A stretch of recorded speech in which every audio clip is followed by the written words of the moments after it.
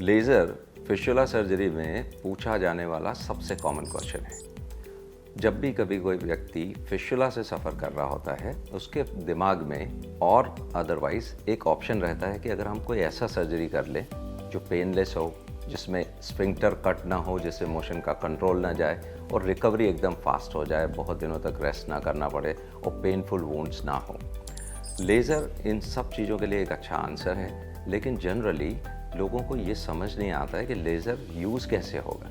In their mind sometimes they think कि कोई surgery नहीं होने वाला है, कोई एनेस्थीसिया नहीं देने वाले हैं और एडमिशन का ज़रूरत नहीं पड़ेगा। I am doctor Nitesh Jhawar. I am working as a laparoscopic coloproctologist in Apollo hospital Navi Mumbai.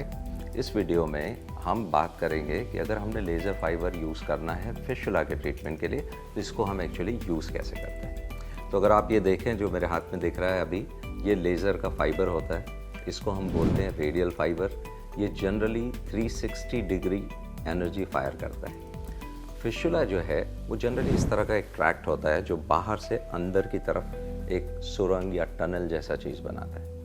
अगर हमने इस टनल को ट्रीट करना है तो हमको इसको क्लोज करना चाहिए। अगर हम ओपन सर्जरी करेंगे तो हमको यहाँ से लेके यहाँ तक कट करना है एंड तभी हम इस ट्यूब को शरीर के बाहर निकाल सकते हैं। वेज़ावेज़ अगर हम लेज़र यूज़ कर रहे हैं तो rather than cutting the whole thing, हम इस फाइबर को बाहर से अंदर की तरफ इस तरीके से डाल सकते हैं कि पूरा ट्रैक्ट जो है इसको ट्रैवर्स कर सकता है।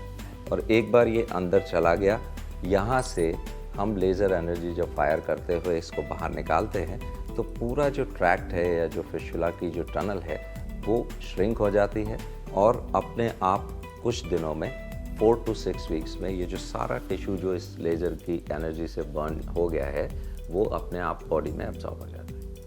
जब हम ये सर्जरी इतना छोटा होल से या इंसेशन से कर रहे हैं तो ऑब्वियसली ज़्यादा बड़ा वूंड नहीं होता है जिसके लिए आपको आगे कुछ केयर करने का ज़रूरत पड़ेगा। जो एक प्रिकॉशन बाद में लेनी होती है वो सिर्फ इतना है कि कॉन्स्टिपेशन नहीं होना चाहिए। Every day you have to sit in a hot sitz bath. जो हम जनरली कोई भी अगर प्रोक्टोलॉजिकल प्रोसीजर करें, हम पाइल्स करें, फिशर करें या फिशुला करते हैं तो उसमें आपको हॉट सिट्स बाथ देने के लिए हम सलाह देते हैं। सेकेंड थिंग, कॉन्स्टिपेशन अवॉइड करना है। अगर लेज़र इस तरह के फिशुलाज में यूज़ किया जाता है तो इसके results are reaching up to 93 to 98%। ना अगर हम यही डेटा कुछ दिन पहले का देखें तो लेज़र जिस तरीके से यूज़ हो रहा था और जो एनर्जी सोर्स हम यूज़ कर रहे थे वो अब काफ़ी इम्प्रूव हो गए।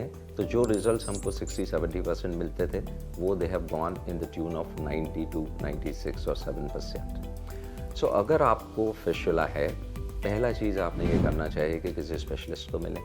सेकेंड थिंग, अगर आप MRI या एंडोएनल अल्ट्रासाउंड जैसा कोई इन्वेस्टिगेशन कर सकते हैं तो that will help in mapping the फिशुला। जैसा हम यहाँ दिखा रहे हैं, अगर यही फिशुला आपको सर्जरी के पहले पता है तो that will help your surgeon immensely.